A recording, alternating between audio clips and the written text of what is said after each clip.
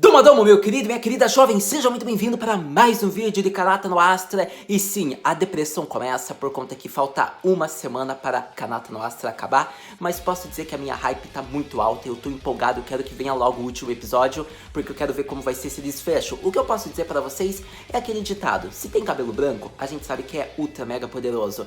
E se perde um braço, é ultra mega mais poderoso que o de cabelo branco. E é claro que nosso querido Kanata deveria entrar para o hall dos protagonistas sem braços, ou pelo menos dos personagens poderosos apelões sem braços, pelo fato de que nesse episódio ele perde seu braço. Isso é algo que eu vou ressaltar ao longo do vídeo, como foi que aconteceu isso, mas eu já digo logo no começo do vídeo: se eles não arrumarem isso no último episódio, eu vou criticar. Eu já tô deixando isso adiantado já nesse vídeo do episódio 11 de Kanata no Astra, meu querido e minha querida senhorita.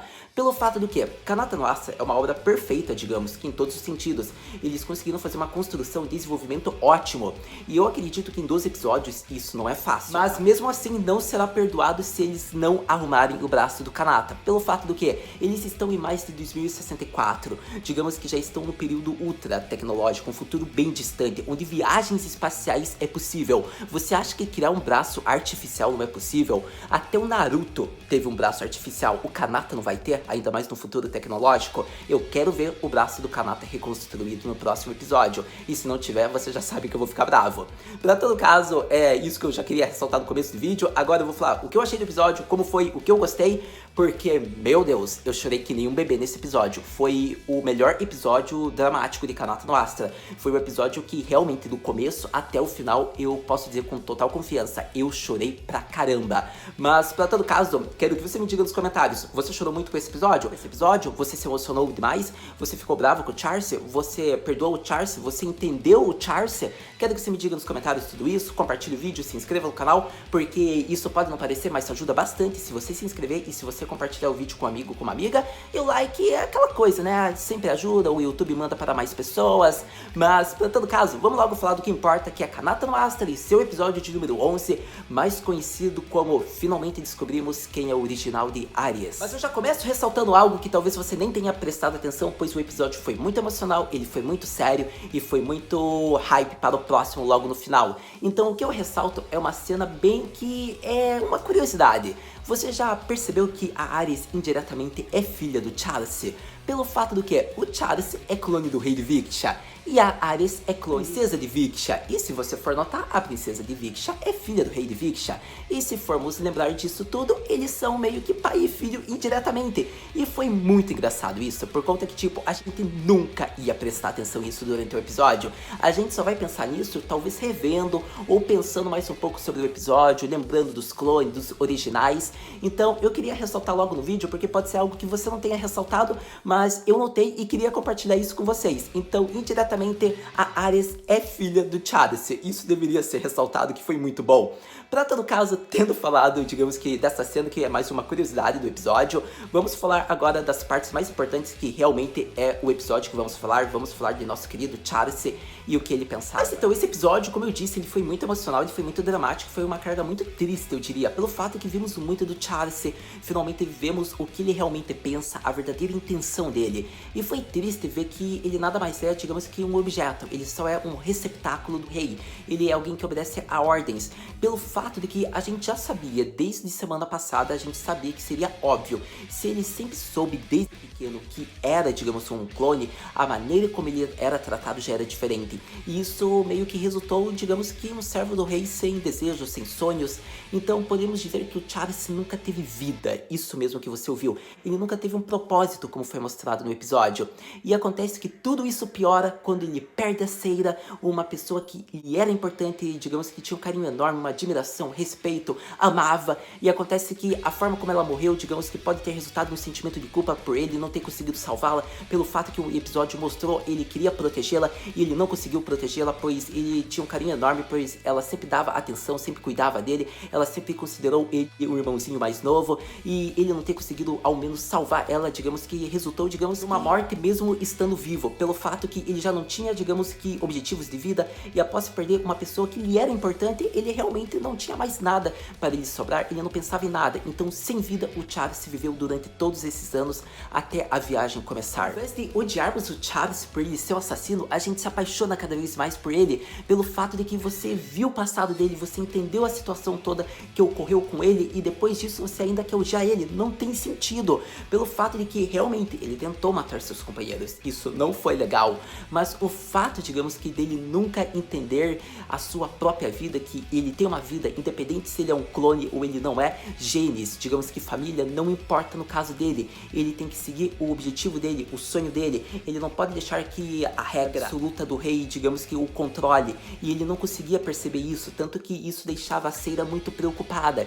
Então ver a maneira como ele agia, digamos, foi muito triste, porque ele nunca teve vida, e após a viagem ele começou a ter uma família de verdade, companheiros, ele começou a criar laços, ele viu a mudança em torno dos seus companheiros, e acontece que ele não consegue admitir que essa mudança pode ocorrer consigo mesmo por conta do rei, do Viksha, do Império, e acontece que ele meio que quer isso para si próprio, só que a ordem ainda o deixa muito confuso. Mas antes de continuarmos a falar do Charles, eu já quero mudar um pouco o tom do episódio, ou melhor dizendo, o tom do vídeo, para falar sobre a Seira. Digamos que ela é a waifu perfeita que poderia ter sido mais destacada na obra se ela continuasse viva, por conta que a Seira, eu diria que muito minha waifu, achei ela muito legal, seja, digamos que pela determinação, pela personalidade dela, por ela ver que as atitudes que o pai dela estava fazendo eram erradas em criar clones, ela nunca concordou com isso. Vemos que ela ajudou a Aries a ter uma vida, a Aries seria um Charles 2, sejamos honestos, mas graças à princesa de Viksha, digamos que ela teve uma vida junto de Emma. Então foi muito interessante pelo fato de que a mãe da Aries sempre soube sobre a clonagem, só que acontece que após a fuga, ela achou que tudo estaria salvo, que elas nunca seriam, digamos que, pega pela facção que é do reino de Viksha, por todas essas responsabilidades, digamos que toda essa história novamente. E acontece que essa história voltou à tona, como o próprio Charles falou, eles provavelmente descobriram o endereço da Ares e assim colocaram ela na Bigohan, por conta que se fosse mostrado que ela é herdeira do trono real, ela, digamos que, seria proclamada, digamos que, a nova princesa. Então acontece que fazendo tudo isso, provavelmente daria problemas para o rei, então decidiram colocar ela junto nessa viagem para matá-la também. Mas foi muito interessante pelo fato que teve um flashback da Ares e foi muito bonitinho, que o carinho que a mãe dela teve com ela foi muito verdadeiro, foi um carinho de mãe realmente, e foi mesmo pelo fato de que a mãe da Ares iria obedecer às ordens, digamos que, do reino de Viksha, mas ela descobriu que ela não poderia fazer com que a garota tivesse uma vida assim.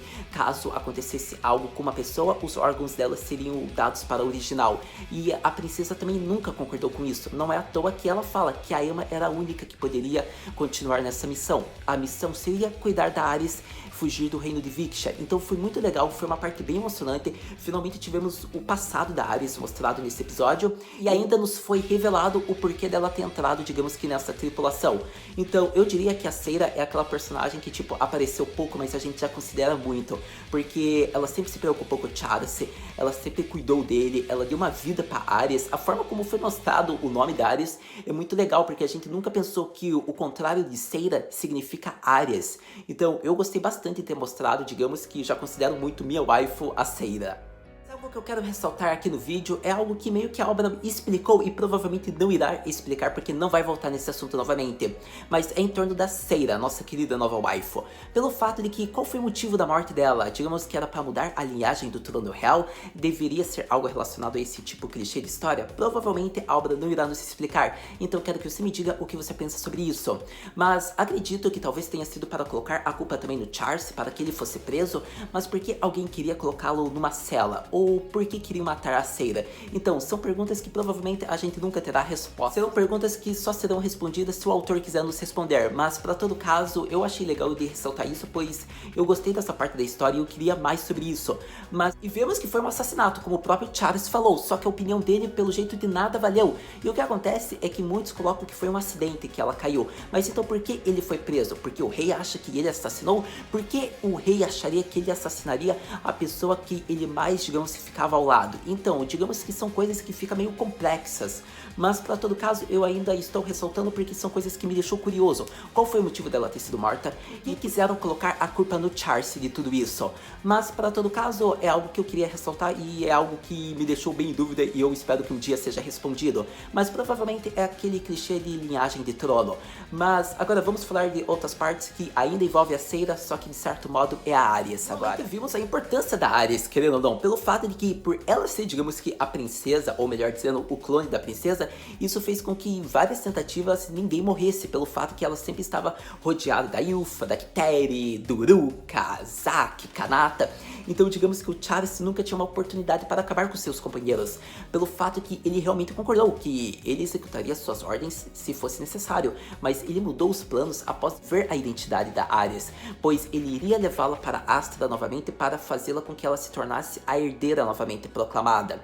Então vemos que até nesse momento ele queria mostrar isso, mas não para o rei, ele queria mostrar para si mesmo que a Seira ainda estava viva, que ela estava, digamos que bem, só que na visão não era mais a Seira, era a Aerys, só que para o Charles ainda seria de certa maneira a Seira. Então se ele mantivesse ela viva, ele já estaria feliz, pois como ele mesmo falou, a vida que foi tirada novamente voltou para nós. Então ele foi a única pessoa que ficou frustrada, ficou em luto, ele foi a pessoa que mais se importou com a Seira, por isso que ele ficou alegre de ter encontrado a Aerys, dele ter visto todos os genes, memória fotográfica, questão, digamos que de personalidade, aparência, porque finalmente ele encontrou novamente quem lhe importava. Então até nisso, digamos que o Charles não percebia seus sentimentos. As palavras de Kanata, de Ylfa, de Kiteri e de todos finalmente o convencem, o mudam um pouco, e mudam a tal ponto que ele não decide usar o segundo buraco artificial que ele tinha para matar a todos, ele iria utilizar-se em si mesmo, porque na visão dele ele não teria mais um sentido de vida, então para proteger os seus companheiros ele iria se matar sozinho no espaço. Então foi tão legal essa cena na minha opinião, porque a gente viu que o Kanata percebeu tudo isso, ele usou o sapato antigravidade, algo que eu destaco da obra por ter consertado isso no episódio 10 eu acho, ou 9, e acontece que ter feito isso com essa ligação para esse episódio, para ele salvar o Charles, foi incrível, e tudo isso está acontecendo no momento que ele não hesitou, sempre está na frente, sempre está com o objetivo de salvar seus companheiros. Isso é algo que eu gosto muito do Kanata, é algo que eu sempre vou exaltar quando eu falar de Kanata no Astra, que é sobre o Kanata, e digamos que o símbolo de responsabilidade, de liderança que ele mostra.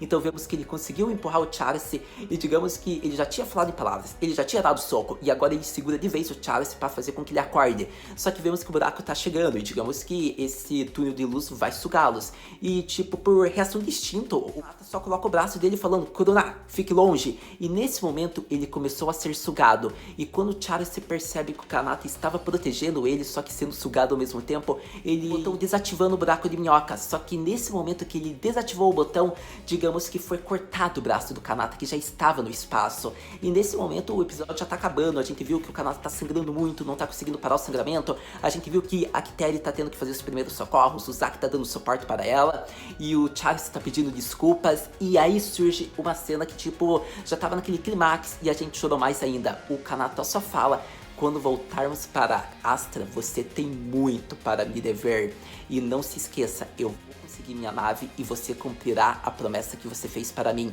você será meu braço direito. E isso foi uma referência ao braço que ele perdeu, e ao primeiro episódio, quando eles salvaram a Aerys e o Charles estica seu braço direito e o Kanata segura nele.